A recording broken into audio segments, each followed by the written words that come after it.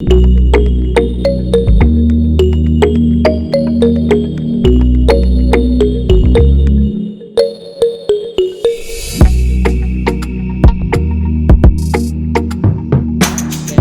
good afternoon. Welcome to Civic Space TV, and this is the Uganda Diaspora Show. My name is Lynn, Komugisha, and today our topic is one of the very interesting ones. It's a topic that has been going around. It's a question that has been going around, and I'm very glad that we have this topic finally here for us to digest. So we're looking at the East Africa Oil Pipeline Project, formerly known as the EACOP, and we are looking at mitigating the environmental challenges that, of course, this crude oil pipeline comes with. Now, a brief intro is that it is intended to transport crude oil from Uganda's oil fields to the port of Tanga, for those people who do not know, and Tanzania, on the that is Tanga and Tanzania on the Indian Ocean. Once completed, it will be the longest heated crude oil pipeline in the world because of the large-scale displacement of communities and wildlife. Global environmental groups are protesting its construction and financing.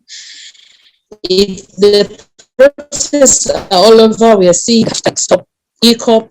That is also a hashtag. Many activists all over the world, not just in Africa, that everybody is concerned worldwide, and there have been, protests going around, and we want to ask ourselves and digest what this means actually for Africa, for Uganda and Tanzania, for the East African community, but for also that person on ground. So with us today is Dickens Kamugisha. Dickens Kamugisha is the CEO of Africa Institute for Energy Governance. He's also an advocate, a member of the Uganda Law Society and East African Law Society. So we have legal brains in the building. We also have Elison Karuhanga, who is an advocate and a partner at Kampala. So she's also head at the EACOP project. He's written articles challenging the environmental activists. In that regard, we also have the ambassador, the deputy ambassador to the United Arab Emirates.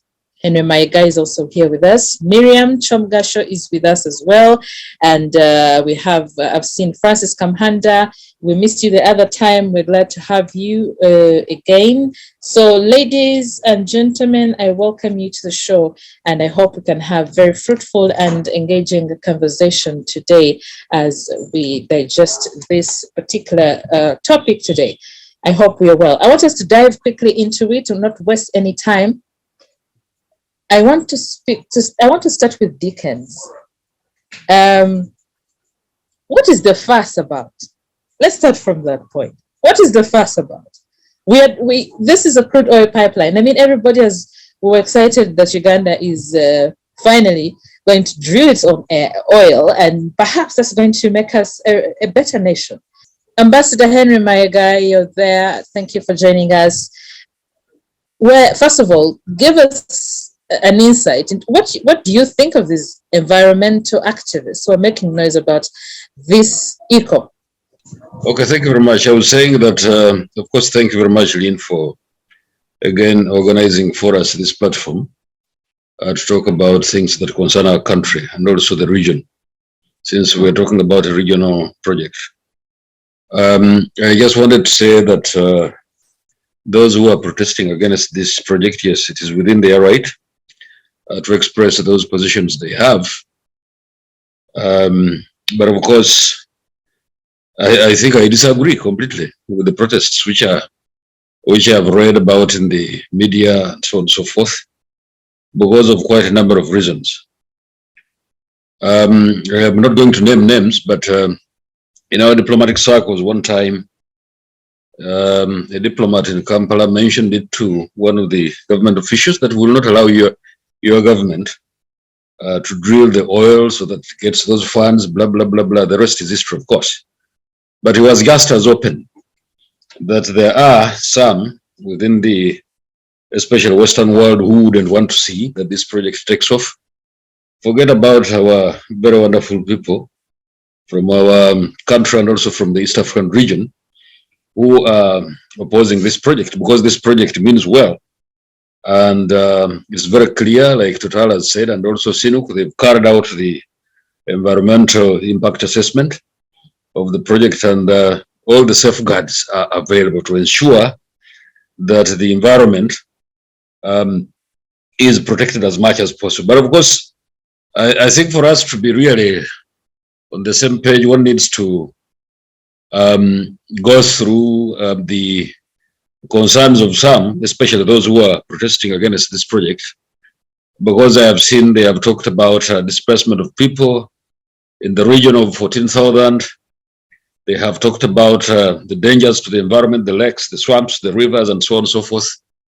But all these things have been taken care of by those who are funding, those who are involved in the project, to ensure that, one, that the people who might be displaced by this project are compensated to the latter. They have also taken trouble to ensure that the necessary requisite safeguards are in place, so that this project does not in any way adversely affect the environment. And so when you hear all these things and you put them together, the concerns of these people, and then of course the remarks, as I've said before at the start of this conversation, that some diplomat was open enough to mention it to one of the government officials in Uganda, that will not allow you to have this project take off. So when you add all these things together, you can see that there is actually a huge international conspiracy to make sure that this project does not take off. Because when somebody talks about, for instance, the adverse effects that are going to be subject to the environment in the East African region as a result of this project, like, for instance, right now during this crisis of the of energy, the prices of oil are going up and so on and so forth. And as we speak, many of these European countries are actually firing again the coal. What does that tell us? Especially those who think that by demonstrating on the streets of Kampala it will change anything in as far as the environment is concerned. Of course, two wrongs cannot definitely make any positive results on the ground. But of course, the fact of the matter is that the very people who are funding these efforts to stop the project in East Africa are the very ones who are actually firing again the coal in the Western world as a result of the crisis that we have in the energy sector. So I really don't agree with those who are protesting against this project, because this project is supposed to add to the economies, especially of the East African countries that are involved, in terms of employment, in terms of national income, in terms of burgeoning our GDPs. And so I don't see myself the reason why any right-thinking Ugandan, for instance, can involve themselves in protesting against this project, which is supposed to be an addition to our national income. So for the moment, yes, I will say I will make those remarks just as opening, but of course I have many more remarks in as far as this project is concerned. But I definitely disagree with those who are protesting against it for the very reasons that I've given. Right. Thank you very much, Ambassador, for that. I see Elison has finally joined us. Elison, welcome to the show. And we are looking at the East African oil pipeline project, the EACOP, and we're looking at specifically mitigating the environmental challenges, and in regard to international protests over this development. Hashtag EACOP is trending, and you have been an advocate you have written articles challenging the environmental activists, but you're also a lead advocate at EACOP. Maybe for the people watching, they might not understand the intricacies, the whole project, the whole idea, and what it seeks to achieve for the region, for Uganda in particular, but also for the general growth and development of the East African region. Maybe a brief intro into what all this is about, Elison, if you would. Thank you very much for the opportunity to engage in this very interesting conversation. Apologies that I logged in a few minutes past the hour. As you know, Uganda discovered oil in about 2006. But Uganda's oil resources are located almost 1,300 to 400 kilometers away from the nearest coastline. Uganda will commercialize its oil and gas project in two ways. One, it intends to build a refinery to refine 60,000 barrels of crude per day. Two, it intends to construct a pipeline that will run from Hoima to Tanga in Tanzania, which is an export pipeline. Remember, the idea is that the crude oil will be exported and some crude oil will be refined for domestic consumption.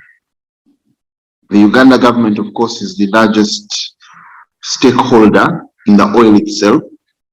So EACOP is just a transit pipeline that allows Uganda's oil to reach international markets.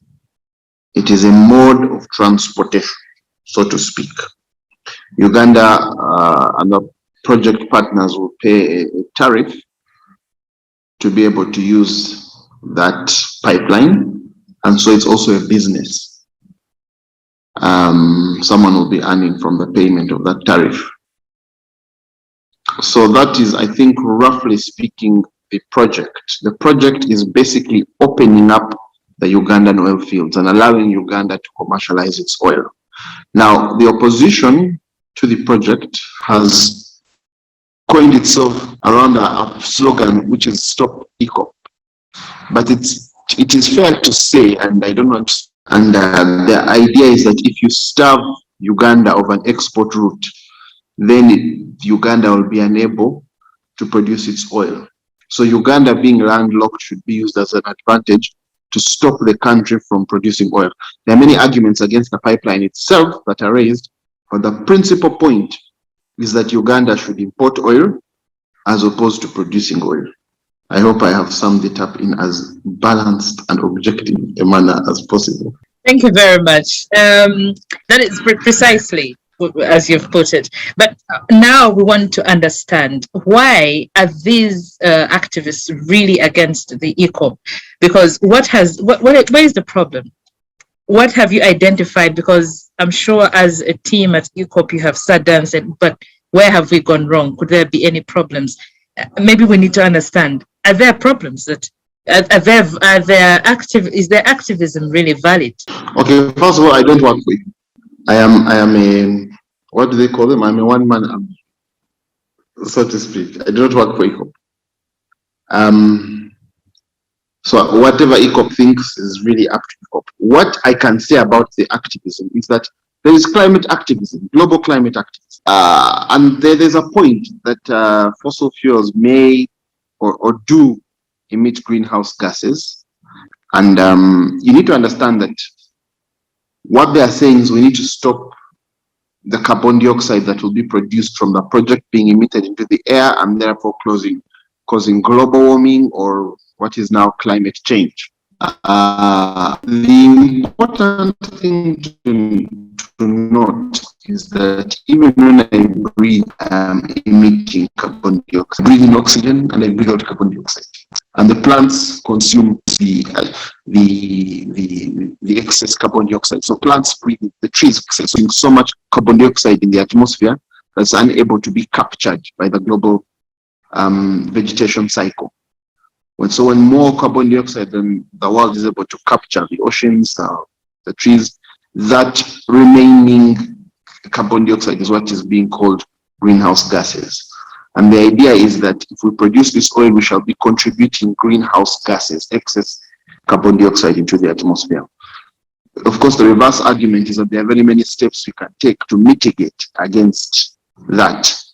What is very clear is that Uganda, for example, I don't really think Uganda has so much of a choice.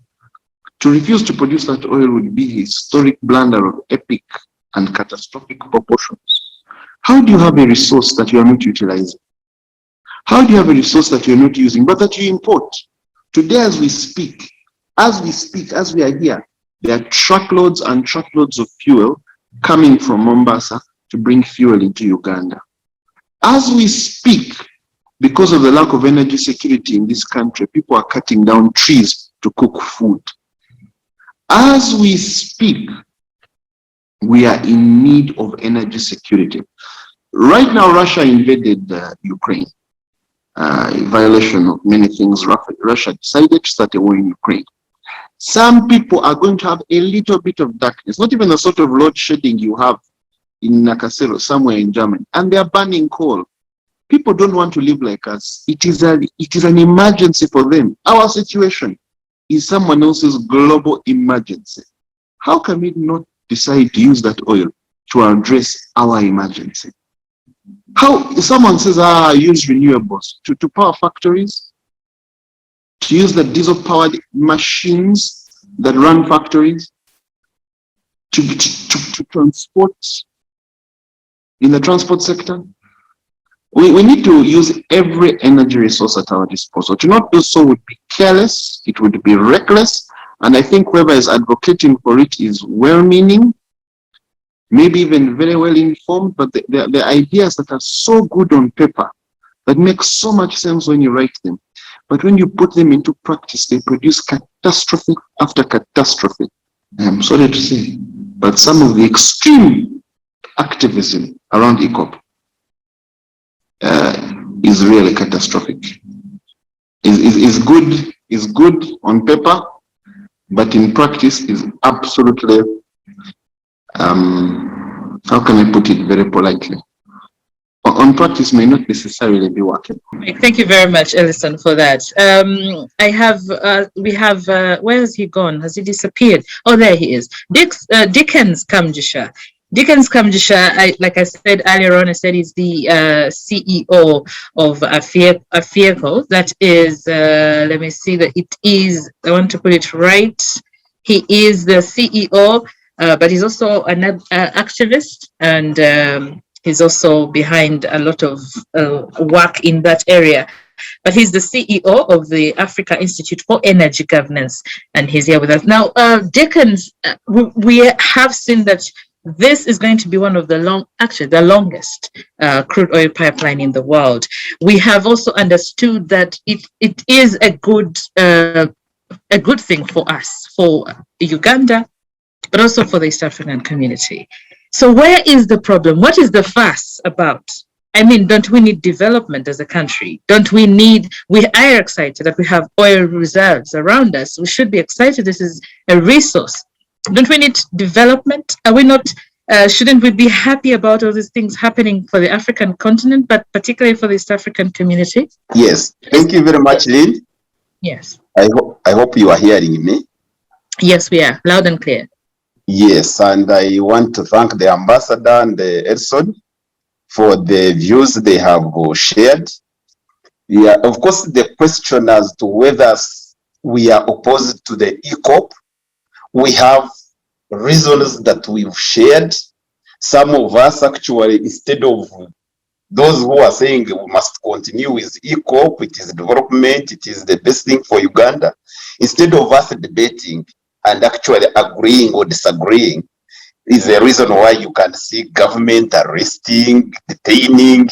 So somehow the debate has been vulgarized to the extent that, extremes, you must accept or you must not accept. So on our side, first and foremost, I have been in this thing since 2006. And I have seen how thousands of communities affected by the EACOP since 2018 are still suffering. Many children can't even, they are no longer in school. And when we want to put the EACOP in context, we need to look at where the reserves are coming from. Because you can't only even talk about the EACOP without talking about the Telenga and the Kingfisher. where the oil is coming from. When they talk about the refinery, you remember the 7,000 people were, including 3,500 women who were displaced from Kabale. To date, some of them have cases in the High Court.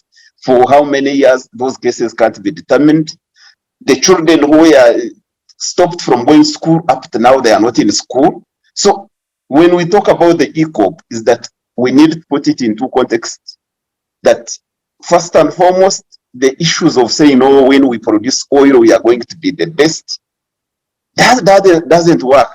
I just returned from Nigeria 2 days ago. Nigeria is the biggest importer of oil, yet it produces almost 2 million barrels of oil. But all those things are not the things that the reason why we are opposing the EACOP. First and foremost, we believe any project that disadvantages the communities in Uganda, thousands of people, thousands of Ugandans, that is the first thing that we need to look at. And this is not an isolated thing. You know, oil in the entire Africa. Tell me which country in Africa is producing oil and it is better than us. So that is also where we also need to look at. This thing that, you know, we are going to be self-independent and everything. Yes, we understand, but the reality is that in Africa, when every country starts producing oil, it is the environment that gets problems. It is the people, the citizens. The promises that we are going to get money, that it is development, actually fails. That is an area. Secondly, we know very well that when they were doing the environmental social impact assessment for the EACOP, the companies and the government deliberately refused to assess the different development options that we were supposed to assess. If you are saying the EACOP is a development, against which other options? Because we know our oil comes from the most critical biodiversity areas, where we have 70% of our tourism assets. But even the tourism sector was not assessed during that report. And yet the law says you must assess the different development options that you have. If you are going to do the oil activities in Machon Forest, in Odongo Forest, right now the Bugoma Forest is gone because of all the activities of oil that has attracted all manners of people. That is an area that you must also take into account.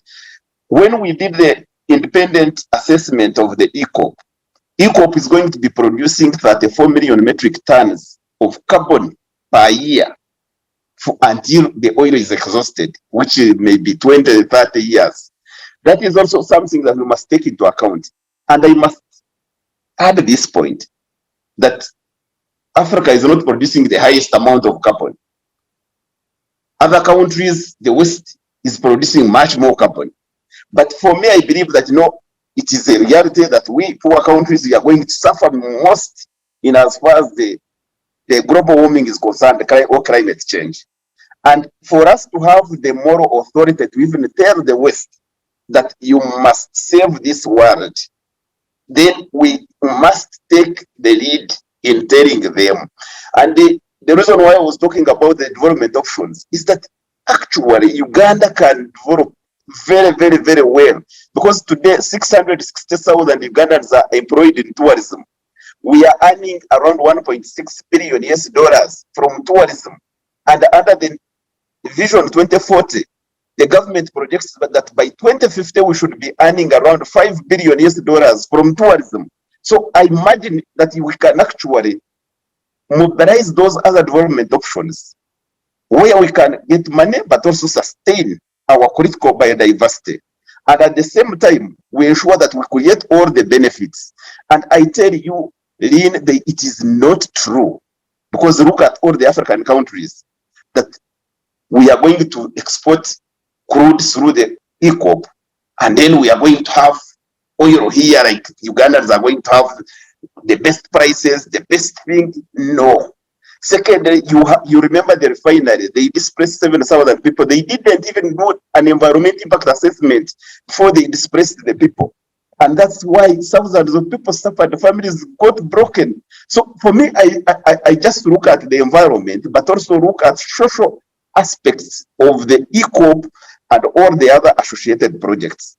And I would want the government, I would want all the people who are saying, actually, the activists who are saying no EACOP, we debate these issues very, very well, because we've been looking at all the systems from day one, that you have institutions like NEMA that have failed to save our wetlands, save our lakes, save our forests. You have NFA, you have all of them are suffering.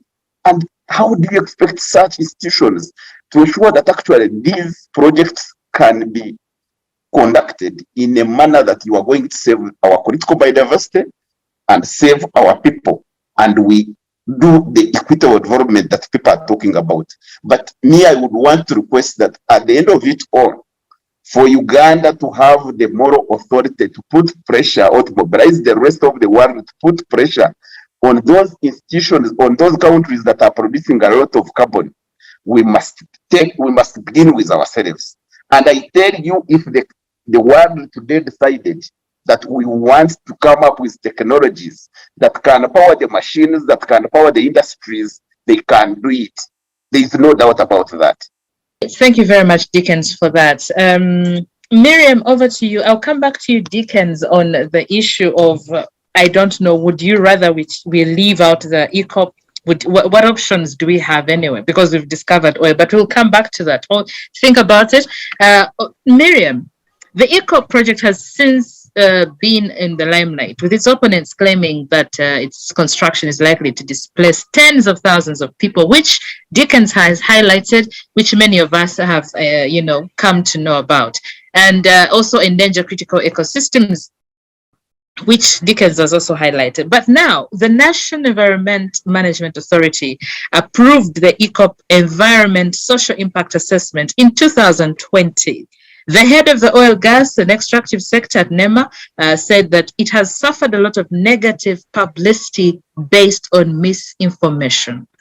Miriam, what say you? Yes, Lynn, and appreciating the discussants who have gone before me. The environment threat on EACOP is very real. The oil pipeline, the East African oil pipeline, will be the longest pipeline in the world, but heated. It needs to be heated constantly for the oil to flow, because the Ugandan oil is kind of sticky. So to push it through, you have to heat it constantly. The threats are also very real. Dickens said we can develop without the oil. Elison said we need the oil now. The ambassador insinuated that someone said you won't have the money. I wish to challenge the ambassador to give us more details about that, because it sounds like a political statement that doesn't have facts behind it. But to talk on the environment, Lynn, the environmental threats are very real. And the bad thing with oil, most of them are unreversible. Dickens has said that it was from Nigeria. Today, if you look at the Niger Delta, the damage that the oil caused is unreversible. The lifespan over there is 41 years because of the effects of the oil spills on the oil, on the soil and the environment, which is affecting the people's health, and nothing can be done about that. But should we really forego the EACOP and the oil project in total, and to maintain the environment, to maintain Lake Victoria, which sustains life for more than 10 countries, the River Nile, the park, and the fauna and the flora? For me, I would think we can have both if we work towards protecting the environment and equally getting the oil out safely. But the situation in Uganda is very challenging, like Dickens said. As small emergency like lack of oxygen in Mulago can go, unattended for some time. How will you attend an oil spill of a pipeline if at all it happens near the water body? Have we put in the mechanisms in place to mitigate the environmental threats that are there? Of course, people are not talking just because they don't wish. The issue being raised is and being dismissed is the carbon emissions. Yes, the carbon emissions are real, and sometimes they are unstoppable whenever you want to industrialize, even if it's a steel industry, even if it's any industry, there is always carbon emissions. I would also say that even importing oil from the port from Mombasa to Kampala using the trucks causing a carbon emission challenge. So that one is there. But how do we reduce that? You know, there is a proverb in Nyankore which says you cannot sleep because you don't want to face nightmares. I mean, you have to sleep, but just find a way to reduce the nightmares. So what mechanisms have we put in place to reduce the nightmares? Dickens talked about the displacements, the people in Kabare who were displaced in 2013. 10 years later, they have not been compensated, they've not been attended to, and nobody knows what is happening to them. It's like we want things done, but we don't want to do them the right way. How many people are going to be affected by the displacement of EACOP, the pipeline from Uganda to Tanzania? Are those families going to be compensated?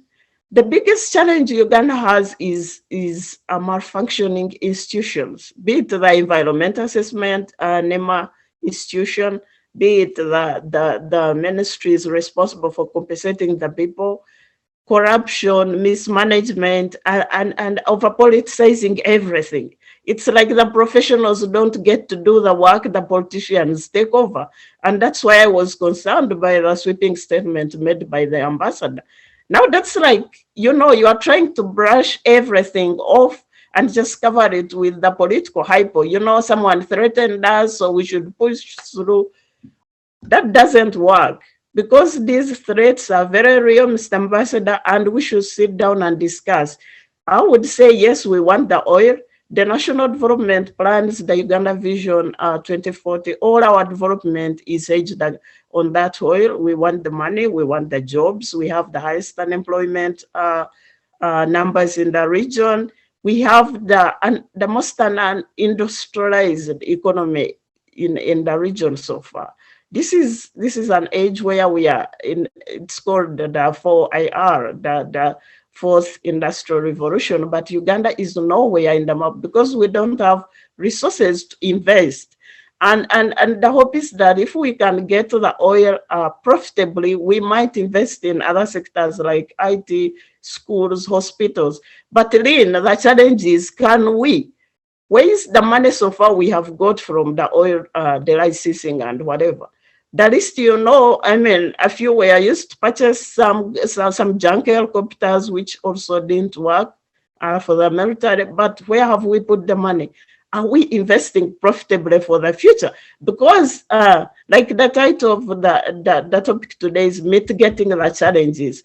If you are to destroy the environment, what are you giving to the future generation in return for the environment you've destroyed? Are we putting down the forest to mitigate the carbon challenge? What are we doing to mitigate the environmental threats? Because they are real. I mean, everybody knows oil exploration has a lot of environmental effects and they last for centuries. The issue is, what are we doing to reduce those vis-a-vis the development and the income we might get from the oil? Right, thank you, Miriam. Francis Kamuhanda, we are, Miriam mentioned the fourth industrial revolution and Uganda is nowhere. Well, we need to be somewhere. Certainly, this comes with all these developments happening around us, but must development come at a cost? Oh, thank you, Lynn, and the rest of the other panelists and the submissions so far made on this critical topic. I would say that as a Ugandan citizen, we all love development. We all love to see the country going forward. And for this particular topic of oil, and in this case, the pipeline, I would say the project is the right thing. But the concern is it is always done wrongly, or I would say not doing something right. So, and the major problem that we normally have around such a development, I would say, is the leadership. I'm sorry, I will just appoint my ambassador, Mayega. So when they are in positions of leadership and they don't carefully handle matters, and of course that comes with what Miriam has talked about, the collapse of institutions, that's where things go wrong. Let's go to the oil policy that was formulated. Now, if you open that document, the first page, it just shows you there is a graphic representation with about 10 elements. Number one, efficient licensing. If we had a topic about that itself, like as how Miriam said, we can debate it, even finish a week trying to show ambassador the loopholes in that itself. And that would feed into what is even other proceeding developments that you are trying to put across. I know you wish well. The will, ambassador, that you have towards Uganda is good. The intention is good, but the will is ill. That's what I can say. Number two, it says establishment and management of resources. For the case of Uganda, poorly managed. Because when we are talking of resources, not only oil, because oil is just a finite resource, but we have other resources that are infinite that we must be discussing. So if you use a finite resource to make the resources that would be infinite, and then you also make them finite, then in the long run, you have nothing to hand over to the next generation. Like, for example, Ambassador Mayega, if the people you succeeded, or your four grandfathers and my four grandfathers, we are just handling issues the way how you are handling them, maybe Uganda would be no more. But don't look at it from a political lens or perspective. Let's try to be objective. We all love Uganda. We all see that the project may be good, but it is not an end in itself. There will be Uganda after this oil is finished. Number three, efficient production. So all these, if we go discussing each and everything, we would show you the loopholes in it. Number four, value utilization of resources. Then when we come to that, it ties into now your corruption and so on, which is very normal to officials in Uganda and government. Francis, then promotion. Francis, Yes. to cut you short, Elison is asking, what document are you reading from? Maybe you could clarify what document you. I'm reading a document about the progress of implementation of the National Oil and Gas 2017. So what then? Number six, collection of rights of revenue, national participation, development of national expertise, environmental conservation. Then number 10, stakeholders. Now, when we talk of stakeholders, Ambassador Mayega, the problem is such a mega project, you fail to involve the stakeholders as how Dickens said. Explain to people, there would not be any protest. Listen to people, because we are all stakeholders, and then we find ourselves moving forward correctly. We are talking, our concerns are about like disorganizing the ecosystem. For example, one of the issues that was risen and we still talk about is when you decide to use, when you are crossing rivers, you use the open trench system. And then some of these rivers, the poor families, it's where we draw water for drinking, for domestic use and so on. So isn't that justifiable for you to give us an explanation? Why do you opt, for example, for the open trench system when you are crossing a river or when you are crossing through a swamp? And we have most of the other communities depend on these resources. So these are the conversations that we would be discussing and saying, okay, those are our concerns and how are they able addressed?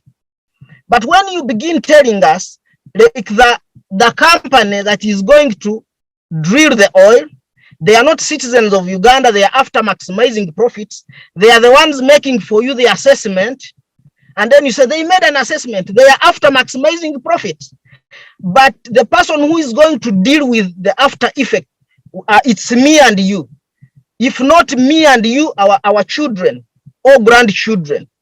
So what kind of Uganda are we handing over to those generations? So that's why we're saying we should strike a balance and hold back sea.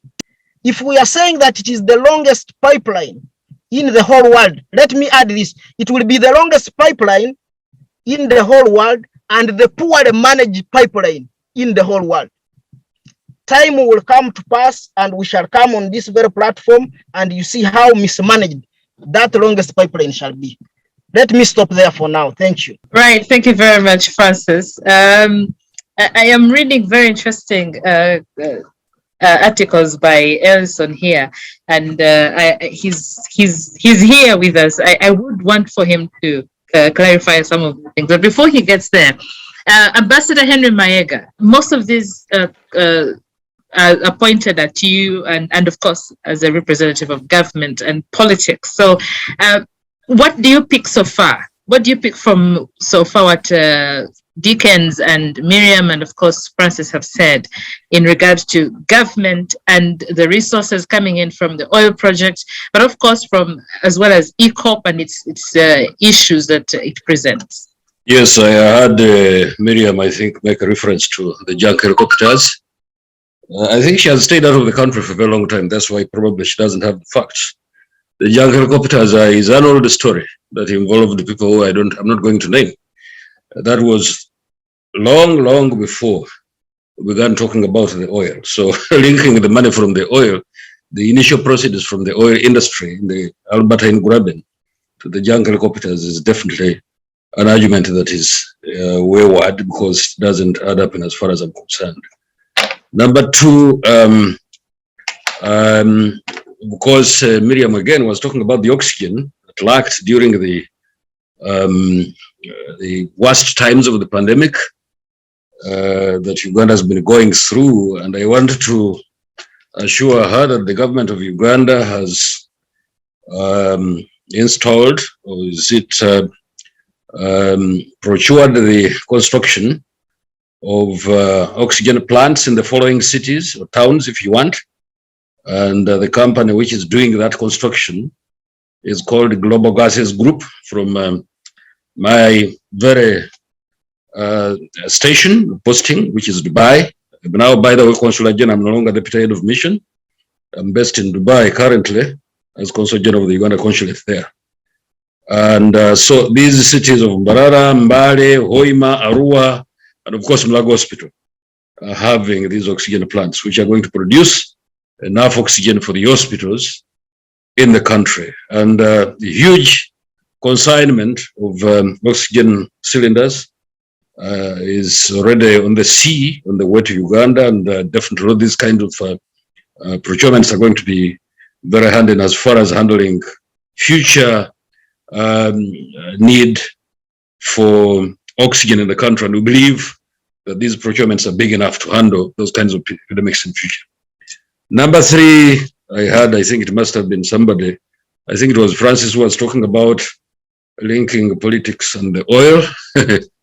As far as I'm concerned, and as far as I know, oil is always political, whether you want it or not. Go to a country that does actually drill the oil is political. In the Western world, you know what's happening there because the prices are also rising. And many of those countries, as I said at the beginning of this conversation, especially in Europe, are already refiring the coal, whatever that is going to mean to your environment. You people are protesting I don't know, because statistics is very clear, and the numbers don't tell lies. The biggest polluters of the environment in the world actually in the Western world, but of course China does pollute the world by 30%, followed by the US at 14%, India 8%, Russia 4%, and then the argument goes on and on and on and on.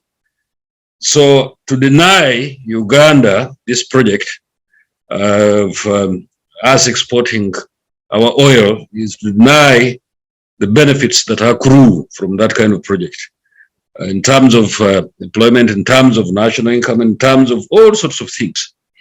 And yesterday I was looking at the statistics of how many jobs this project is going to create, not only in Uganda and Tanzania, but also in the rest of the region.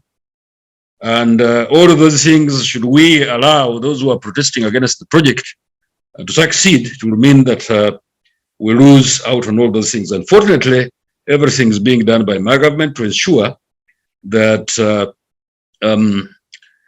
this project actually kicks off.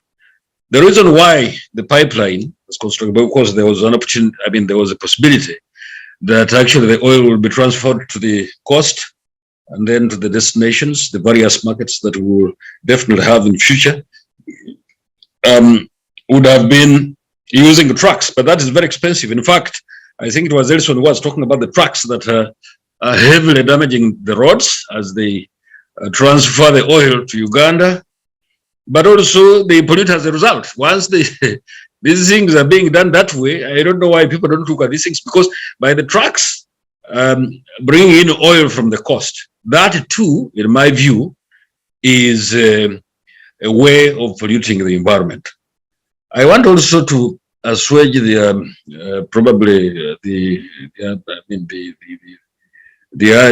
colleagues who are talking about.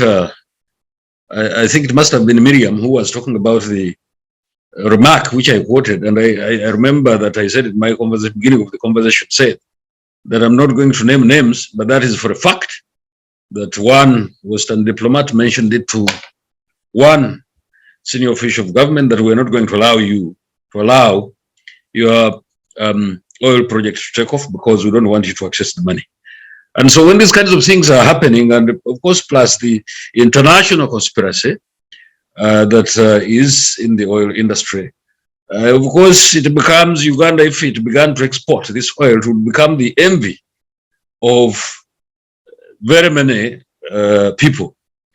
First of all, we are not going to, because the plan of the government is that we're not going to export crude, but rather refine the oil a little bit and then fetch more incomes for the country, and also for the region, whatever way this project is going to benefit these people. So when you put all these things together, the West definitely is polluting the world much more. They've been polluting it for centuries. There's no doubt about it, by burning the coal. And so if Uganda only has this small project of oil, which in any case I think is going to, we are probably in the next 20, should we begin to drill this oil and begin to spill, and then we begin to enjoy the benefits of it. And then probably in the next 15 to 20 years or 25, we exhaust the oil and then we call it quits to the industry. So this is, in my view, a golden opportunity for the country, and also for all of those who are opposing this project to realize that this is very important. It is a very strategic resource, and we cannot afford the luxury of leaving it in the ground without exploiting it. Let's get it out of the ground and make sure that we sell it to the outside markets, and then get the money which is badly needed for not only expanding our economy, but also carrying out so many projects. I had somebody talking about schools, hospitals, and so on, and of course, at the same time, worried about the corruption in the country. Our wish is that all of us get involved in the fight against corruption, because corruption is not only a problem of Uganda, it's an international problem. It's a problem that crosses borders. It involves sometimes oligarchs across the globe. And so corruption is not an exclusive problem of Uganda, and I don't want to agree. Yes, we have a problem of corruption and needs to be nipped in the bud, But at the same time, that shouldn't stop us from exploiting this resource which God gave us, because there are so many benefits that definitely we're going to reap out of this, of that exportation of the oil, and then we would have to recoup the monies that accrue as a result into the economy. So those definitely who are concerned about corruption, yes, of course, just like I'm also concerned about corruption, but of course, that, in my view, should not be used against us making sure that this project kicks off. The initial step that the president took, President Yoweri Museveni took, immediately after the discovery of the oil, is that he knew that if he wanted actually Uganda to be self-reliant in terms of human resources for the oil industry, he saw it fit and he deemed it necessary that it was something to be done, and very quickly he got a cohort of Ugandan students who were taken to especially the Scandinavian countries to study about the oil industry. So in the end, many people graduated with the legal profession, others as engineers, and so many other fields. So these are the people who came back and have been developing this oil industry. And therefore, we are where we are as a result of that human resource and the infrastructure which has already been developed in the Albertine Graben to manage this project is really so immense, to the extent that if we decided now that we stop this project, that would mean that we have lost quite a lot of money which has been sunk into this industry. And therefore, in my view, we should proceed, and I believe that the government has got the will to make sure that this project succeeds, the pipeline, the refinery, and the rest of the things which are supposed to be done in as far as this project is concerned. So I just want to invite everybody. Yes, you can protest and be concerned about issues to do with environmental degradation that may result from us exploiting this resource. But at the end of the day, we must understand that it is extremely important for us to develop this industry, get the money out of it, and then recoup that money into the economy in order for us to move on as a country. Thank you very much. Right. Thank you very much, Ambassador, for that. I hope some of the questions have been answered for Miriam and Dickens and Francis. Now, Elison Karuhanga, you're right. What #stop EACOP needs is EACOP. And you're going to say, in reality, many of these activists cannot live without fossil fuels. What do you mean by this? And what does #EACOP needs is EACOP? What is that? What are you trying to communicate?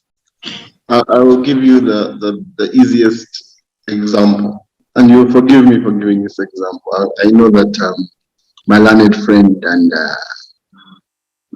Dickens has a thick skin, so he will take the example in good faith. Dickens has just told us, the whole country has heard him, that he has just returned from Nigeria, where he was seeing how bad oil is. In order for Dickens to go to Nigeria, somebody had to explore oil somewhere, extract it, put it in a pipeline, refine it, sell it, transport it on the high seas to Mombasa, put it in a tanker, take it to fuel the plane at Entebbe, so that Dickens could sit in an air-conditioned first-class seat as he travels to Nigeria to see the disadvantages of oil and gas.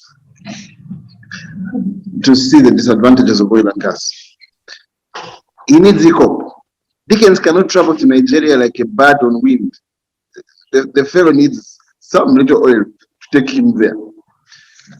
And then he's talked about moral authority. For as long as you are flying to Nigeria, you have no more to tell anyone, so that they too can fly to Nigeria, so that they too can drive their cars. Because after to go to the airport, he burned fossil fuels and released carbon dioxide into the atmosphere, causing global warming. This exercise for fossil fuels that we are actually banning because we're using the internet. And you need to understand that the internet does not power itself on prayer. So, but I also want us to be honest about the Ugandan project. There are so many things which have been said here, which have been thrown here, and they're neither realistic, nor true, nor practical. From the factual point of view, first of all, of course, EACOP is not the longest pipeline in the world. EACOP is 1,443 kilometers. There are pipelines that go as far as 5,000 kilometers. EACOP is the longest cross-border crude oil export heated pipeline. All those things together. But also in its global context, the United States of America has 2 million miles of pipeline in America transporting oil. 2 million. EACOP is a joke in terms of the length of pipeline that it's contributing to this earth. I don't know when the activists go to America to meet John Kerry, one of the strong activists against climate change, or Al Gore, they'll probably be walking on top of a pipeline. Yeah, you have to really put it in that level of context. The other thing that has been said is that Uganda is going to produce 34 million metric tons of oil, which is about, someone wrote that is about 70 days of US oil consumption, if it's true. But you know, the truth of the matter is we need to put that number in context. The actual emission, remember the pipeline is buried. So a buried pipeline will not be emitting too much into the atmosphere. It's buried underground. The actual emissions that the entire project, Tilenga, Kingfisher, the pipeline, the refinery, will produce is about 1.68 million metric tons of carbon dioxide, not 34 million. But where does the figure 34 million come from? Let me tell you where it comes from. The idea is that when our oil is taken to Europe, the Europeans will refine it from there. And while they are refining it from there, they will burn it from there. And they will release a large chunk of it, do many things with it in the atmosphere. And then when we get our 1.6 million and add to what they are using that side, it comes to 34 million. So it's an argument against export. The idea that that oil will cause any great, the absence of that oil will mean that those emissions will not be released is just a joke. Today, as we speak, America is adding 1 million barrels of oil onto the world market from 13 million barrels. You are going to contribute 200,000 barrels. I can promise you, if you do not produce those 200,000 barrels, they will be produced and those 34 million metric tons of carbon dioxide will be released. The only thing that will not happen is you just be an importer. You will also emit. That's just the reality. The reality is that the alternatives to fossil fuels are not morality. It's not a moral argument. It's not an example. It's not someone coming out there and setting a moral case for being poor. That if I am poor enough, the rich man shall see me and say, let me be poor too. There is nothing moral about poverty. Because I can promise you, if you do not produce, Uganda is growing to a population of 100 million people. We are cutting, the entire oil project will produce 1.68 million metric tons of carbon dioxide. But today, deforestation is producing I forget the statistics, but it's producing about 3.7 million metric tons of carbon dioxide. Deforestation. Your population is growing to 100 million people. Then they're talking about alternatives. You know, if you get the rivers in Africa, all the rivers of Africa, and you populate them with hydroelectricity, you'll only get 300 million megawatts of electricity. In America, for lighting, they're using 1 million megawatts. The argument, therefore, is that the African of Ugandan extraction is unfit to use electricity, is unfit to use fuel, and is fit only for backwardness. The argument, frankly speaking, is an argument that we must conserve poverty. And my contention is that the conservation of poverty leads to environmental degradation. You cannot conserve poverty and you think that your environment is going to shine. Your environment will not shine. You will not be a shining example. You will be a dark example and a bad one at that. You will be an example of what exactly not to do. In order to see how bad it is, you need oil. Oil is. Now, the other thing which was said, I think I want to respond to very quickly. In terms of Uganda, when you're talking about EACOP and all the bad things that EACOP does, remember that EACOP is a buried pipeline. EACOP in Uganda will be 296 kilometers. If it was a road, it would not even be our longest road. Now, the question is, should you build a road? You may displace some people, you may what? Some people delay to get compensation. Should you build a road? Remember, it's a buried pipeline. Many activities will be able, within a certain radius, to be done even over the land that is being taken. Some people will be permanently displaced, but not all. But if I am building, for example, the Tororo Kamdin road is over 300 kilometers. If you are building that road, how many rocks, how many quarries are you going to use, how many people are you going to displace? The argument that we shouldn't build a 296 kilometer pipeline in Uganda, which is not even equivalent to our longest road, is an argument that is baffling.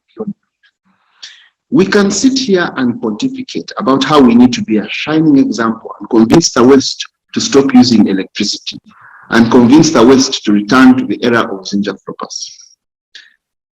I don't think it would be persuasive because personally, I myself am not interested in living like Zinjanthropus. So I don't know where I should go and convince another innocent person to engage in such a dangerous exercise. For me, this is a simple debate. You know, we can talk about the politics, the governance, everything. But this is a simple debate. We're not even saying that this is going to cause some massive transformation. It may. You know what? It may not. But to leave it in the ground would be an act of historical recklessness. Recklessness of the highest order would be an unforgivable crime. We would be passing on deforestation. We are 10 years, 20 years away from 100 million Ugandans. The oil project that is coming there will produce from Tilenga and Kingfisher gas. When you produce all this gas that comes up with it, instead of burning the gas which used to happen in Nigeria, which caused the pollution, it has been decided that the gas here shall be transformed into what is called liquefied petroleum gas, LPG, which is like the gas cylinders you use in your homes to cook. We import about 30,000 tons of gas cylinders every year for very minute people who can go to Nigeria like me and Dickens. Those of us who can fly to Nigeria, we also have gas cookers in our homes. The rest of our brothers are cutting down their trees. 100,000 metric tons from Tilenga and Kingfisher. 240,000 metric tons of liquefied petroleum gas from the refinery. 400,000 almost tons of gas, when a country that has been using 35,000, may help a few people, just a few, to transition, to stop cooking with firewood, and a few of them to start or reduce their firewood use and start using natural gas. A few of them. So all we are saying is that let some of our brothers live like those of us, me and my brother, because I was also in Nigeria recently, me and my brother, who are in a position to travel to Nigeria. So if you're going to be a moral example, you become a hermit. Walk into a cave. Tell us you are not going to emit. Tell us you are going to only drive a solar-powered car and live in a solar-powered house. And then we shall understand. Otherwise, the argument I'm hearing is an argument that we should stop using energy, which is burnt and electric, and maybe they're advocating that for us, the Africans of Uganda, we should maybe start only applying kinetic energy, because kinetic energy is the cleanest energy. This one which we use physically, you know, riding our bicycle, it's the cleanest energy. Maybe they're asking us to resort to kinetic energy. And for me, if you want to resort to kinetic energy and be a shining example, it's even healthy, by the way, and be a shining example, I'll first wait for you to stop going to Nigeria and start riding a bicycle. And then I will say, what a good moral example. Otherwise, how can God give you oil and you decide to use the one of the man in Saudi Arabia? Are you serious? Thank you. I hope I've answered at length the question that you have asked. Perfect, perfectly well put. Thank you very much, Elison, for that. I hope the person watching and listening to this conversation at least gets an inside bit of what all this means. Now, Dickens, earlier in your submission, you did mention that one, there's lack of information. People probably don't know what's happening. And the debate, you're calling for debate on what should be done, how it should be done.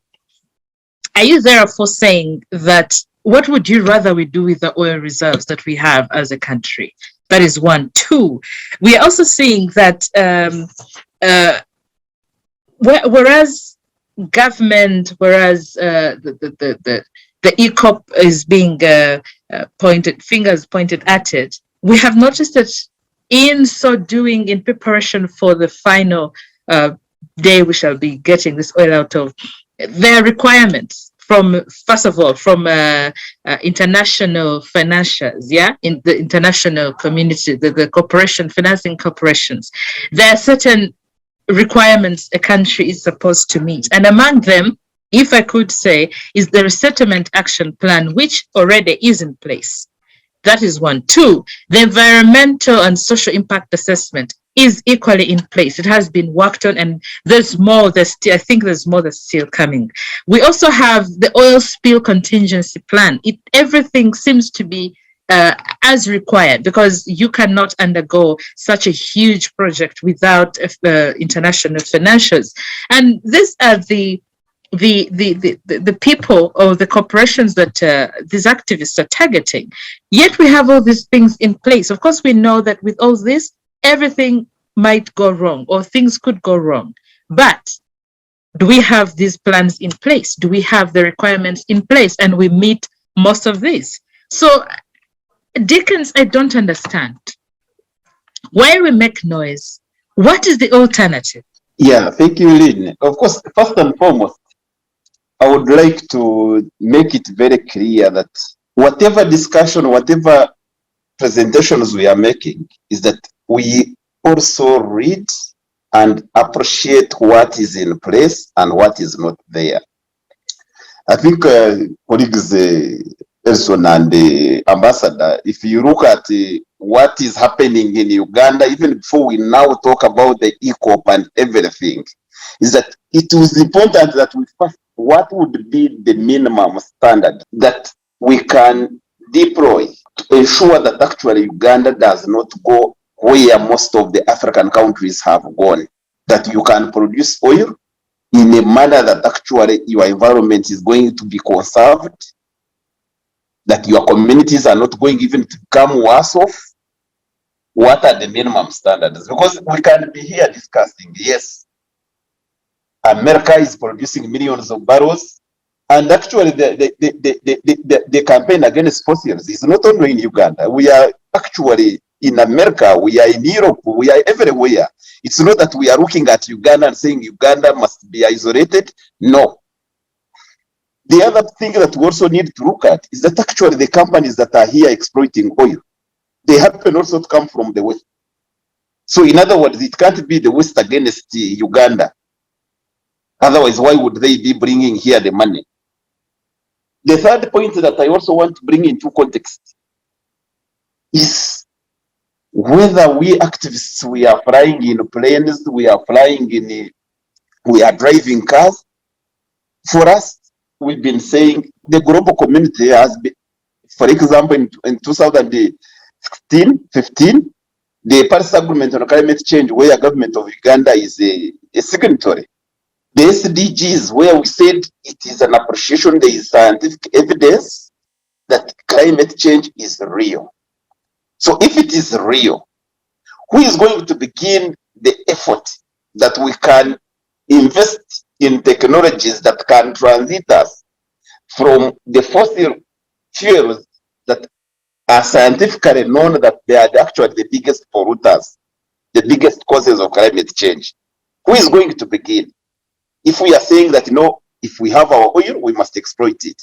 For me, I would think if we assess other development options and we actually say, a country like Uganda, we have the best fertile soils, we have the best rains, we have the best tourism assets, that let's invest in this one. Because I would want actually that one day we can say as a government, as a country called Uganda, let's be the pioneer on this campaign, that we can develop. The president recently said that actually we are now in the low middle income country, even without oil. So meaning that there is no way you can say for you to develop, for you to have communities moving to modern era, you must actually exploit oil. I don't think countries like Kenya, it now has a big economy. I don't think it is exploiting oil. So there are many countries even within Africa. And actually, if you look at African oil producing countries today, and I'm very sure colleagues would agree with me, look at all the African producing countries in Africa and see whether they are better than Uganda. You can have the biggest economy in Africa, but if you go there, actually, they have the poorest man on earth. They don't have even the oil on their own. They have also to rely on imports. So at the end of the day, I would want us to say, actually, as a country, do we think we can lead the debate? Say, let's influence the global world to invest in technologies that can help us transit, and I'm very sure it is very possible. And the way things are happening, with the UN coming up with scientific evidence that climate change is real, and we must do everything possible to stop the calamities. I think my grand friend Elison was talking about that he doesn't want to remain in the Stone Age era. But I tell you, when conditions become terrible, actually communities become worse off. If you cannot go and grow your food, you cannot go to the well and fetch water, there is no way you can actually say that you are going to be better. The other point that we also need to appreciate as a country is actually, because I think someone said the governance should not be talked about. You can have actually Norway exploiting oil, and actually it exploits, and somehow you actually see it is doing a good job. But you come here when you have the governance that is not addressed. If from 2012, when Total and Suno came to Uganda, our current debt, national debt, actually we have acquired almost 60% of that debt within the period from 2012. And I believe it is because government of Uganda thinks that now that we have oil, we can actually borrow. And the more the debt you have, the more you are likely to fail to improve the standards of Ugandans. You are Dickens, I see Elison's hand up. I don't know, Elison, do you want to react to him, or you want to wait for him to finish? I just want to ask him a question. Yes, he has said that Norway is producing oil very nicely. Should Norway continue?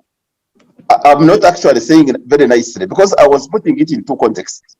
That there are those countries that can have an argument that actually I can even produce oil, and I will ensure that the lakes, the rivers, the wetlands, the communities are going to remain safe.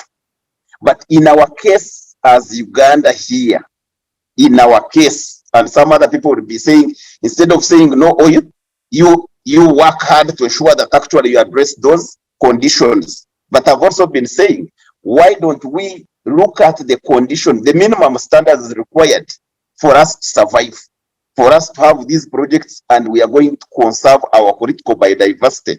Why can't we also have that debate instead of saying we are rushing? Most of you actually know that I started with those communities. I had already mentioned them about the refinery, the 13 villages with over 7,000 people that were displaced. When we called on government, NEMA, and other institutions first to do an environmental and social impact assessment to see whether it is possible to displace all these people and these people remain, the children, the women remain actually in the conditions that they have been living. The government refused to do the assessment and displaced people. And I'm telling you, if like we had institutions that were following up to see the time they were displaced and where they are now, the condition they are in.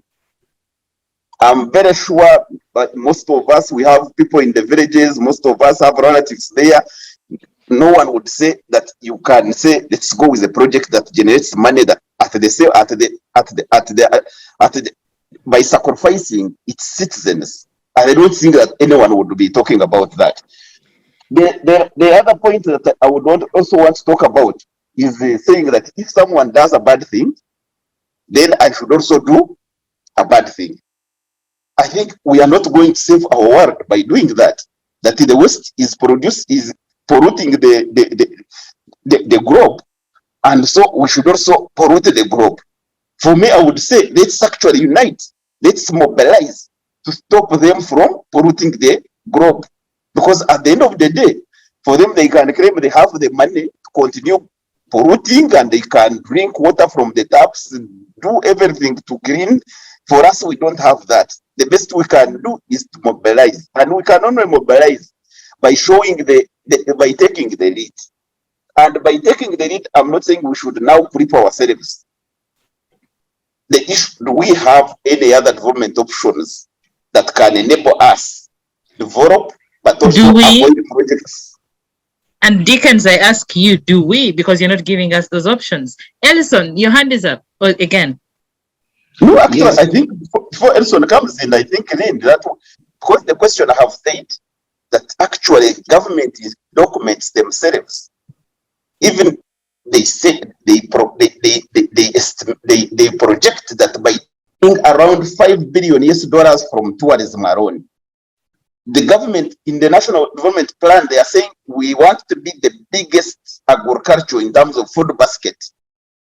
So there are those areas where if you do irrigation, if you do fertilizers, and no one should be telling you that actually you can't do that without getting oil money. We already have money. If you look at our economy today, it is not the economy of 20 years ago. So we already have money that we can use to do those development options. The refinery and the pipeline that actually, I think Elison talked about, we've been actually asking the Ministry of Energy and the Petroleum Authority that since the discovery of oil, we've not seen any study that actually calculates what did you benefit from having a refinery and a pipeline for reserves that we have, which are very small reserves. What is the advantage of having only a pipeline and you abandon the refinery, or having a refinery and you abandon the pipeline, or having both? There is no study today. And unfortunately, even us, we have no capacity to do those studies. But these are very, very important things for Ugandans to understand. Because I know in Africa, tell me which country in Africa other than South Africa that is managing a refinery in a manner that is successful. Nigeria has refineries of 450,000 barrels per day. I tell you, the oil that is produced in those refineries, it is almost like 3 times more expensive than the oil that is imported after they have exported and imported the finished product. So at the end of the day, if you see that we cannot do studies, we cannot have serious discussions and ensure that actually whatever decision we make, it is a decision that is well informed. But instead, if those who are opposed to you arrest, intimidate, harass, detain, at the end of the day, actually, I'm telling you, there are many people who are going to ignore you, yes. And after 20 years from now, we'll go back and say, actually, what went wrong? Who is responsible for these mistakes?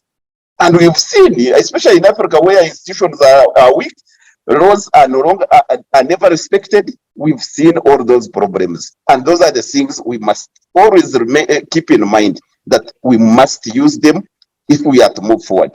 Thank you very much. All right, Elison, your hand is up. Please go on. Yes, I'll just be very brief in responding. First of all, I'll start with the end from what my brother said. I do not support anybody harassing my brother. I think we should engage as we're engaging now. Incidentally, I don't think he has a superior argument that needs to be worried about, frankly speaking. But back to what he said, I think there's some important things that were said. If climate change is real, who is going to begin? If we produced all our oil, we wouldn't even contribute 1% of greenhouse gas emissions. The person who is going to begin cannot be the person whose contribution is negligible. If you don't produce oil here, you're not going to contribute to fighting against climate change. Your contribution is going to be 0.000001%. So to begin, it's simple. People should stop flying to Nigeria. It's a start. But anyhow, on the more serious arguments, we should invest in other areas. We need fertilizers. Fertilizers are made from oil. The nitrogen needs they are byproducts of natural gas that from refining that are required for many of the fertilizers, most of the ammonium fertilizers. The argument that let's influence the world. We can't influence the world by doing nothing. We influence the world by running green projects. How do you run green projects? That pipeline, for example, is going to be solarized. Yeah? It's going to be heated with solar power. That oil project is going to produce LPG, which is going to help fight against deforestation.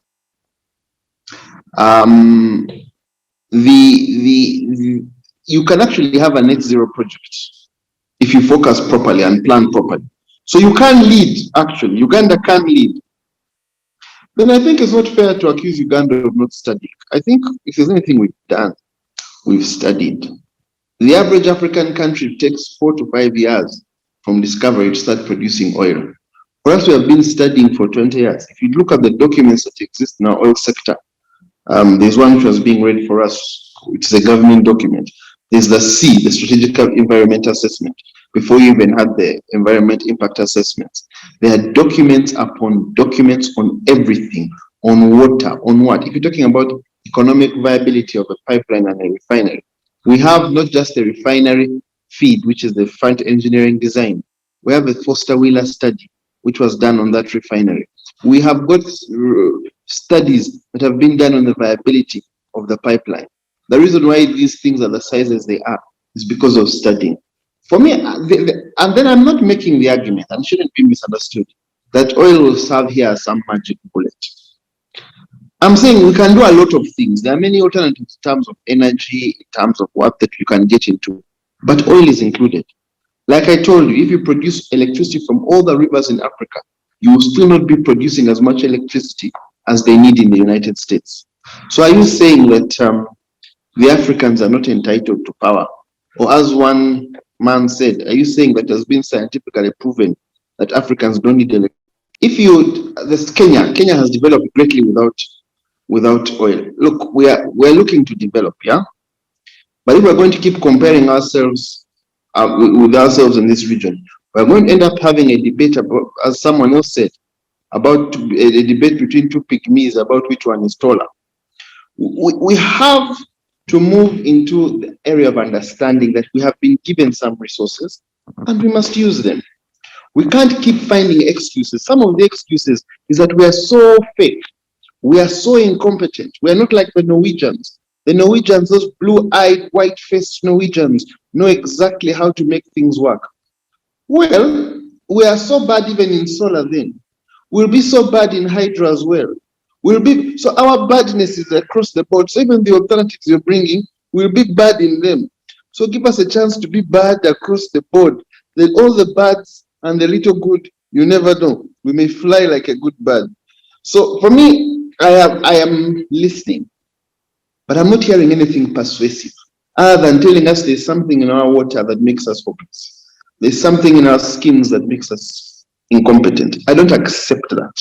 In fact, frankly speaking, I reject the argument that because Ugandans are a certain way, they should forever keep their oil in the ground. Maybe Dickens should run for political office and show us how to be Norwegian, because he's one of us. He can help us. He can direct our footsteps. He can be a light to our feet and a lamp to our path. For me, I have not had any persuasive argument that if we are so incompetent. I mean, you're talking about alternatives. Let's say you decide that instead of building a refinery, you do, I saw AFIEGO one day wrote that this country can produce 6,000 megawatts of electricity. That will require maybe at least 30,000 acres of land. Electricity using solar. That will require 30,000 acres of land. How many people do you think you'll have to displace? So if you're going by displacement, you can't do hydro, you can't do wind, you can't do solar, you can't do oil, you can't build roads. The argument is simple. It is development versus conservation of underdevelopment. It is not an environmental discussion. It is a discussion about development versus conservation of underdevelopment. And I do not see any reason why we should conserve underdevelopment. I have looked for one. Believe me, I have searched. You can even Google reasons to conserve underdevelopment. Even Google will tell you the search has yielded no results. And I'm sorry, Dickens, I have listened to the passion in which you have spoken. I'm just not convinced. All right, thank you, Elison, for that. Over to you, panelists and others. We have a few minutes to the top of the hour, at which point we shall close this conversation. But most people, whereas they're against this project, we see that we know definitely, whether we like it or not, the process has started. We might make noise about it, and perhaps it will still go on. We also have to agree that at some point it brings a whole lot of economic rewards, and we cannot go without appreciating all that. I want to, Francis and Miriam, or Miriam first, let me speak to you, Miriam. We can't have activists make noise all the time when something developmental like this comes forward. I mean, it is at the expense of our development. Sometimes we need to just allow and know that, okay, since they're working with international bodies, of course, which require certain mandates, which require certain requirements, and they're meeting these requirements, perhaps we need to embrace development. Lynn, I would disagree that the coding activists, they just criticize everything, that comes around. The role of activists is to check the excesses of the state and other players who go high-handedly overriding all common sense in pursuing their interests. Dickens has raised a lot of issues and has asked Elison what mitigating issues or plans have you put on ground to see that the oil doesn't destroy the environment. You can ask it the other way. What are we going to do to ensure that we develop efficiently? Nobody will tell you that. We don't even have the effective plan for managing the finances that are going to come from the oil. The recent finances which we have gathered so far, the oil money, is so far squandered. So what are we going to do to the big chunks which are going to come in with the export from the oil? Miriam, would you have evidence to how this money has been mismanaged? Because, I mean, we're already in the middle income status. I think it has led us to the point we're at right now. Okay, an instance that is there is 125 billion was unlawfully withdrawn by the president and used in a way without the consulting the parliament as the law stipulates. That's an example.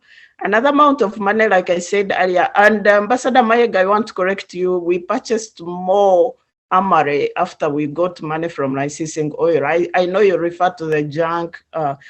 Unfortunately, whatever Amare we purchase is junk. I don't know whether we like junk. That is not correct. That's not correct. That's not correct. You go to Nakasongola airfield, you'll find everything brand new. Brand new. Those are not junk. Junk helicopters, which you referred to. No, the junk in connection with the oil money, there is a very, very staunch opposition person whose name I'm not going to mention. He was involved in that. So if we are talking about even those who oppose the government have actually been at the center of that very corruption. And the junk helicopters story is actually much older than the initial proceeds of the oil sector. What I'm saying is that even the second bunch of the military choppers we purchased from Russia were second-hand and we are not in working condition. So I call that junk. I'm not referring to the junk you are talking about, which No, even that is not accurate, because even last week we got the last batch, part of the last batch of those helicopters you are referring to, brand new. And I'm inviting you to visit Nakasongola Air Base. You'll actually see these things. All right, Miriam, proceed. Don't come here till like. Okay, let me proceed. Okay, Miriam, please proceed. Yeah, but those are a few examples of what is happening with our oil money. And a lot of it has happened. Lynn, the record is clear. Those things, if you just go check online, you can see all of them. So far, we are not managing the oil money. You see, the oil fund was supposed to protect the proceeds from the oil for the future generation. Everybody knows exploring oil has adverse effects on the economy. The gains are as big as the side effects. So if you don't balance the two, there is going to be destruction that Dickens is talking about. And he even gave an example. Can we cite any country in Africa today which is exploiting oil profitably? Currently, there is civil war going out in Mozambique. It has just started mining the oil. Why? Because of the corruption in the government, because of the oil hitmen. Rightly, the ambassador said corruption from the oil is even imported. Yes, but what measures are we putting in place to manage those effects, even the governance effects? So far, we have a corrupt government, a mismanaged government, very corrupt. The ambassador has agreed that corruption is astronomical levels and he also wants to join the fight. So how are we going to manage the corruption that is imported, that comes with the oil? We know the oil hitmen, we know the oil cartels. So how are we going to manage those forces when we don't have structures and strong institutions on ground? And that's what Dickens is talking about. All those are the things, we are opening the oil, but we are also opening all that flood into our country. Civil wars, coups, those are the political side of it. And it's not like they are far-fetched. I've given you an example from Mozambique. So, Miriam, I'm imagining a situation where we say, okay, now there's all these problems coming up with oil. Let's not mine this oil. Let's leave it. Now we know that there is oil. This will create even worse situations for us. If we don't do anything about it, it's like if they say if the mosquito is going to bite you, you might get malaria. But what should you do to stop the mosquito from biting you, number one? Or how would you immunize yourself from the malaria, number two? So what are we putting on ground as far as governance is concerned, as far as our institutions are concerned, including NEMA, the National Environmental Management, which is mismanaged, like Dickens highlighted? What are we doing to ensure that those effects which are going to come, which are contingent with the exploration of oil, actually they are known as oil costs. I don't want to mention that cliche because it's overused, but we know they are there. So what are we doing to manage them? The environment is going there. And Elison, to correct you, I didn't like the way you bastardized the whole discussion about the emissions and all that. That's a big word. Yes. And it's actually what you did. I'm going to quote from you from the civil society statement contradicting what you have stated, that they are saying that the liquefied gas won't happen because the EACOP, the contractors are actually exporting everything and they are not putting in there anything to produce liquefied gas. So whatever you are talking about is hearsay. Miriam, can I correct you? Please. When you produce oil, yes, the oil is produced with what is called associated gas. Mm-hmm. So the gas which comes with the oil production, most countries don't want to do anything with the gas, but you can't export it just like that. So what you do, What most countries do is they burn it. That is called gas flaring. So if you see pictures of oil wells, there's this huge fire that you see. That fire is called flaring. Uganda has outlawed flaring. So you can't flare the gas. And unlike the oil which is moving, you have to do something. Is they are going to produce liquefied petroleum gas.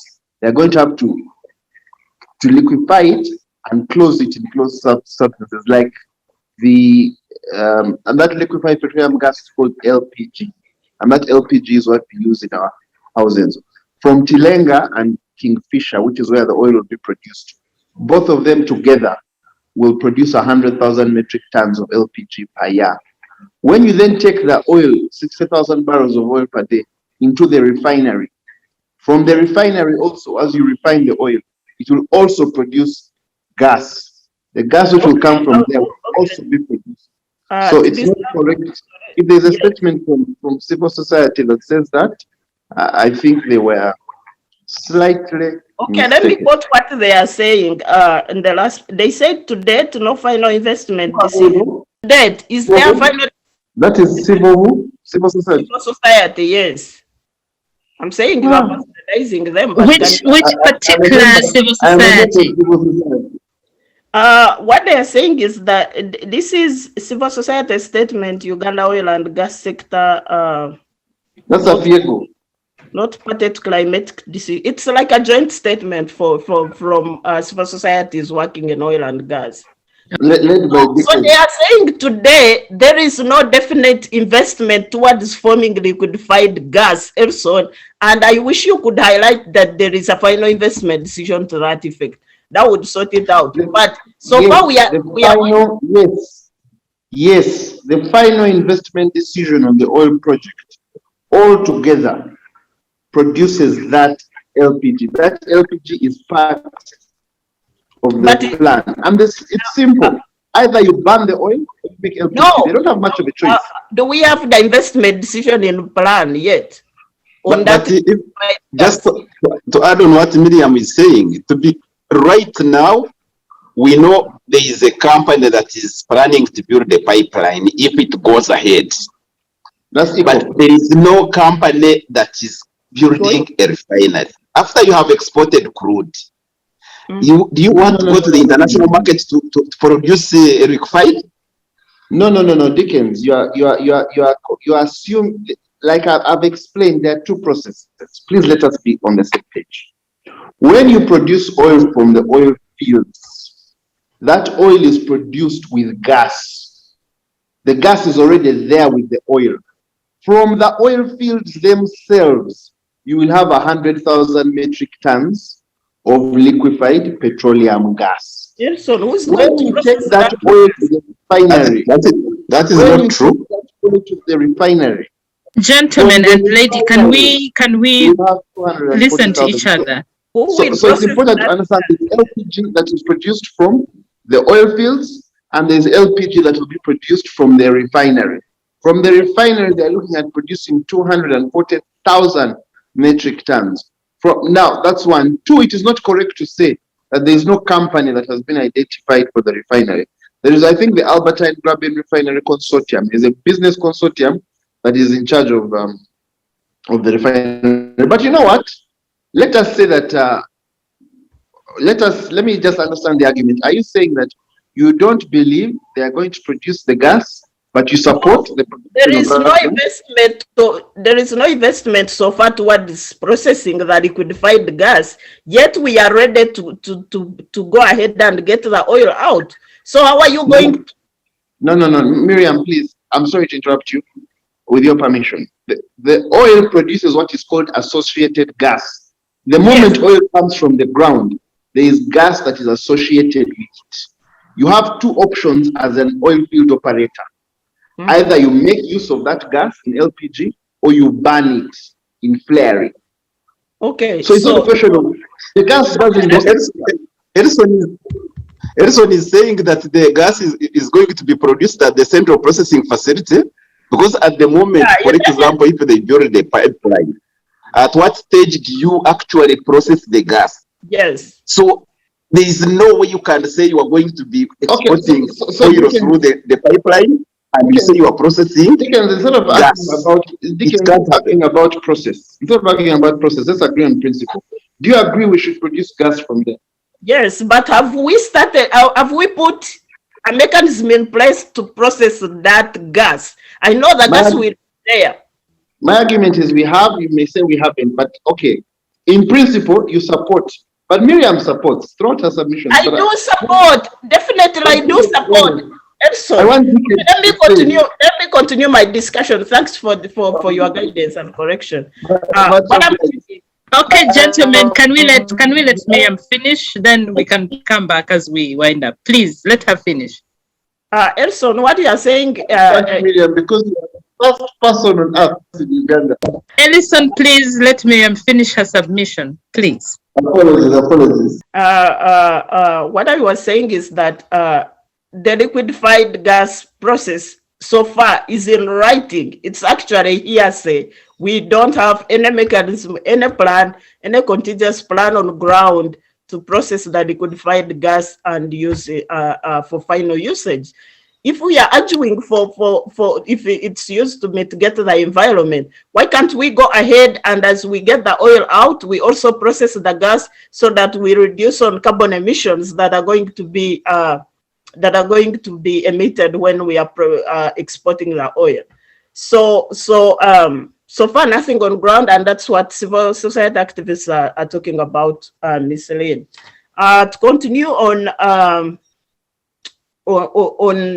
the oil gas versus the oil benefits.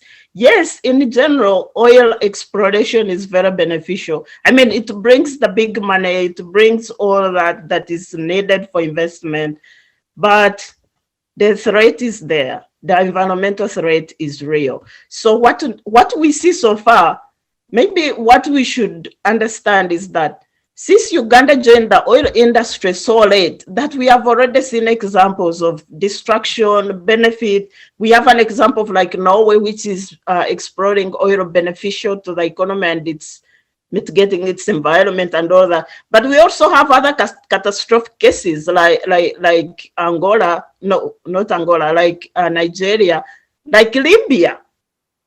Libya was destroyed because of dictatorship, not because of oil. Poor politics plus oil is a disaster for any country. So that's what we are saying. Can we have governance institutions in place? Can we have the environmental mitigating factors in place before we get that? We have the benefit of time, like Elison said, we have taken forever to do this. So that should give us a chance to protect our environment, protect our economy, protect our nation as we explore our oil. So over to you, Lynn.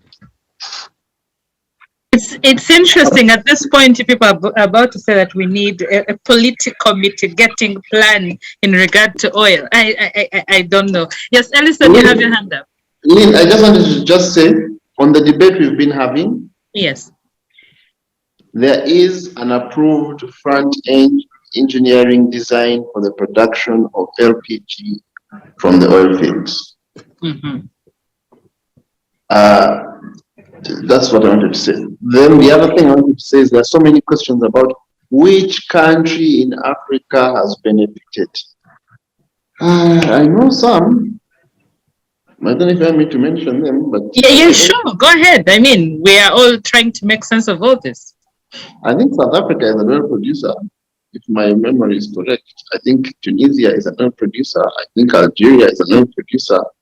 I think there are quite a number of oil and gas producers in Africa. But you see, the argument is that Africans cannot benefit from it.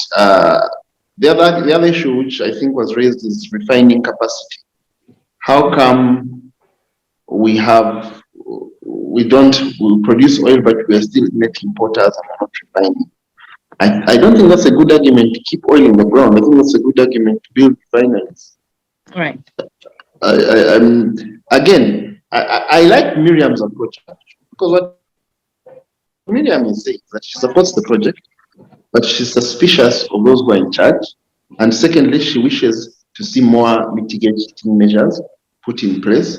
But by and large, Miriam supports the project. And me, I support Miriam and everything that Miriam said. What I disagree is Dickens, because what Dickens is saying is he's just trying to find excuses to defend underdevelopment. So I don't know. I don't know if we are really now starting to be advocates of underdevelopment, because frankly speaking, Dickens is advocating underdevelopment as opposed to Miriam. Miriam is advocating development. So for me, I agree with Miriam, and I am part of civil society. When you say civil society made the statement, I am a very senior part of civil society. In fact, I am a very serious member of civil society. And as civil society, I think we need to also have development society and oppose underdevelopment society of Dickens. Right. Thank you very much, Elison. Dickens, you wanted to say something. I think you had a reaction to what Miriam or Elison said. No, of course, what I was trying to say is that the reason why Ugandans actually can't even be sure what government is planning today is actually this confusion that you are hearing. Because first and foremost, when Miriam was talking about like the money, just about a few years ago, when you saw the Minister of Energy saying that she signed an agreement where we lost around 157 million US dollars that she had not read through, that went off. And then so far we have collected around 1 billion US dollars from capital gains tax, which was supposed to be in the petroleum fund. The 700 million US dollars, the president forced the governor Bank of Uganda to go and buy choppers. And yet the law provides that actually we are supposed to spend that money in certain specific development sectors. So I wanted just to show that what Miriam was saying actually is real, is that even the little money that we have so far collected, or we should have collected, has been wasted. Secondly, the other point that I would want to correct is actually about whether I'm supporting the EACOP or not supporting and oil generally. I've said over and over again that Uganda today can exploit, can use those other development options, and we are not going to gain from these oil projects.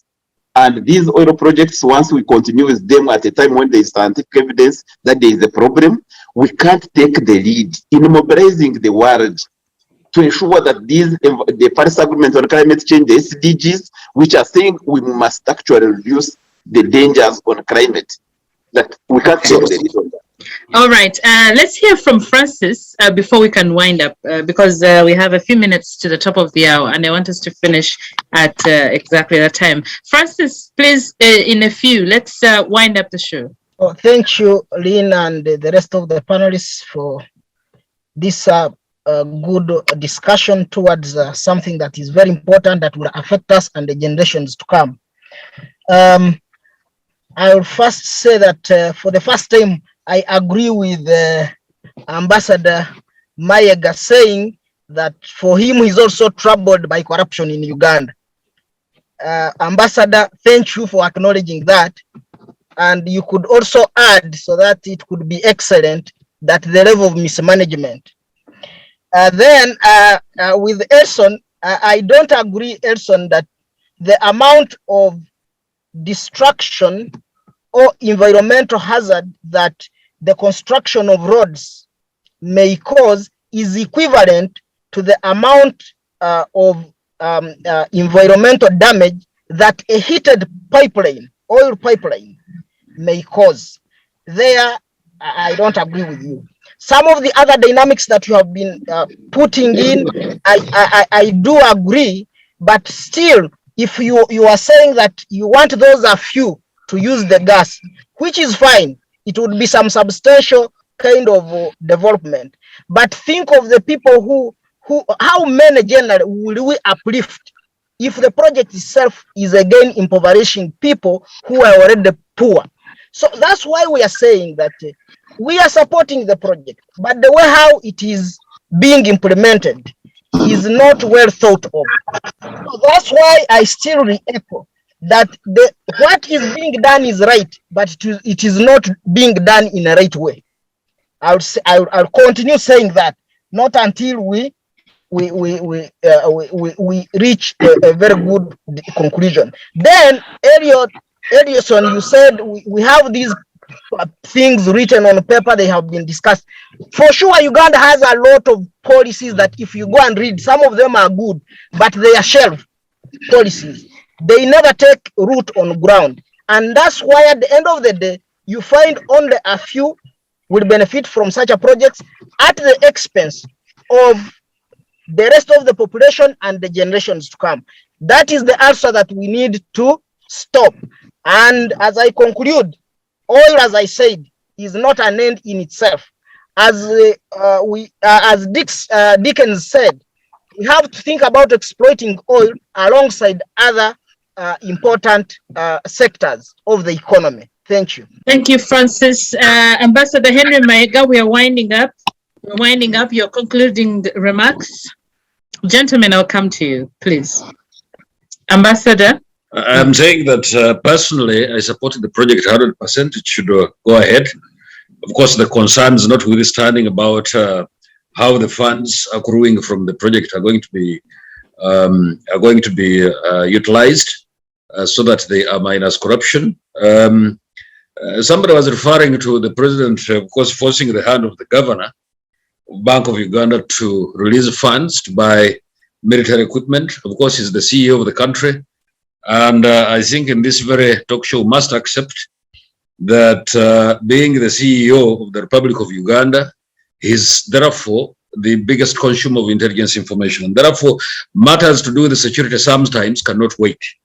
That's why when it's deploying in the DRC in Southern Sudan and so on and so forth, yes, it's supposed to go through Parliament, but Parliament can be informed much later because issues of security, once security goes away, definitely is going to be blamed. The international conspiracy is a very, very important subject. Probably in the next or subsequent discussions that we will have, we need to expound on it as much as possible because there are things which happened in and around 2005, and as far as the oil industry is concerned, that because much of the many of the contracts were being awarded to Chinese companies, and then of course the West felt left out, and they caused, you remember the tilt that was there in the 2006 elections was because of those kinds of dynamics, and therefore when the government saw that, the rest is history. I'm not going to say so much.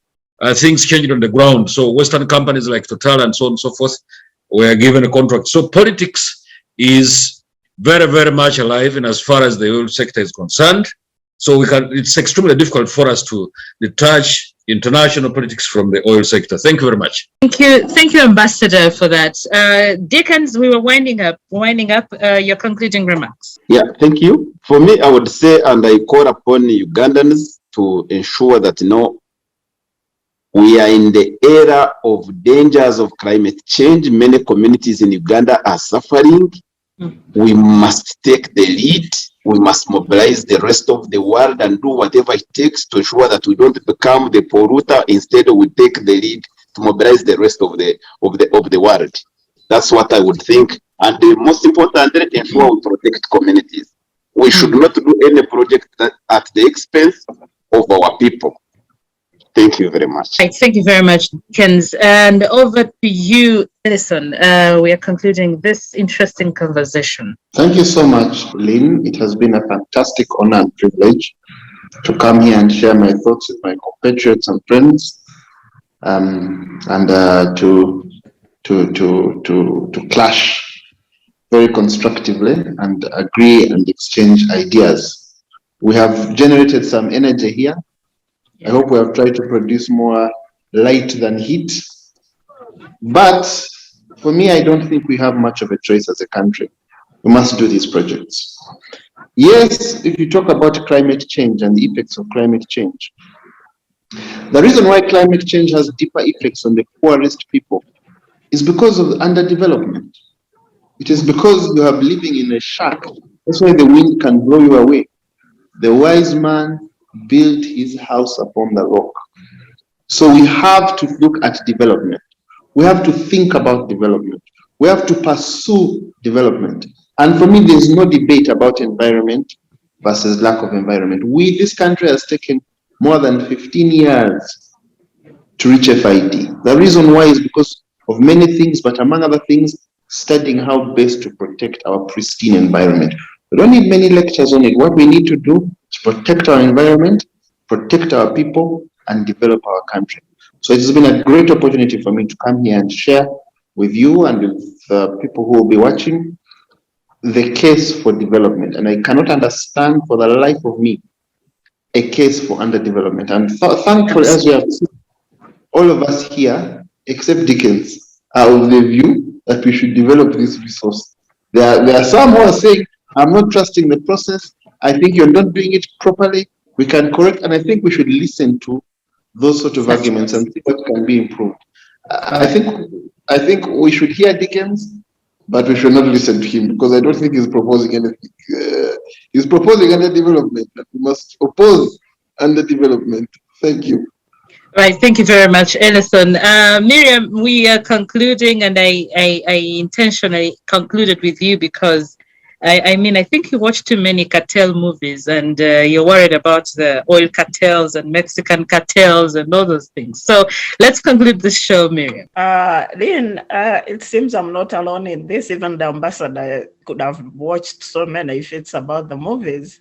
But the threat that comes with huge mineral exploits or natural resource exploits is real. You see how DRC is grappling with so many civil wars.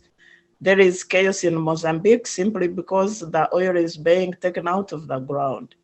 So not about the movies. These things are so real, and the earlier we think about them, the better for our country and for all of us. I want to conclude with what Elison said. We are all for development, but development, when you are destroying the economy, the country, the environment, is underdevelopment, Mr. Elison. So you better revise your view on that. So what Dickens is saying is, can you develop efficiently, effectively? Developing a few people, especially the oil investors who are going to get a few money and run away with it, and maybe a few Ugandans who are going to be employed in the sector will get some money. But what about the rest of the country if we destroy the environment, if we don't invest the oil proceeds effectively into the economy, into productive sectors? And what would it benefit us if we have institutions that are not working? So another point I want to make, Elison, you said that the oil getting out of the soil is inevitable, so we better get right on it and just go ahead and blind ourselves to the concerns of the likes of Dickens. If I can compare that to, say, oil exploration with pregnancy, the moment you know you are pregnant, you think about how to protect your pregnancy and your baby. So you look for your PG, you go for antenatal checkups, and you eat well, and you protect that baby. And we protect the baby that we are about to produce. We are pregnant right now, but how are we protecting the baby? Are we going to have a miscarriage? Are we going to destroy the mother, the baby, and the whole family? You really need to work on that. And whatever you are saying is all good plans on paper, like Francis has said. Having policies on paper doesn't translate to effective management on ground. And Ugandan weakness has been how to implement all those good policies we put on paper, but there is nothing to show on ground. Thank you so much. I thank you all, my fellow panelists. It was a great discussion. Thank you, Lynn. All right. Thank you very much, Miriam. Elison, is something tickling you? Would you want to finalize on it? I think I agree that we must have this resource. Not clearly here. We need is to make this project as green as we possibly can. That's what I said. I didn't say we shouldn't take those concerns. The concern and be an example of underdevelopment. Okay. All right, ladies and gentlemen, allow me conclude this show. I thank you very much for making time, especially in a weekend like this. I wish you the very best. I hope we can catch you again some other time when we reach out to you for wonderful deliberations. Thank you very much. Please follow this conversation on YouTube, Civic Space TV, Facebook, Civic Space TV, and on Twitter at Civic Space TV. But you can also look out for us on our different, handles, and then we can continue this conversation absolutely as and when you're available. Thank you very much. A lovely weekend. God bless you.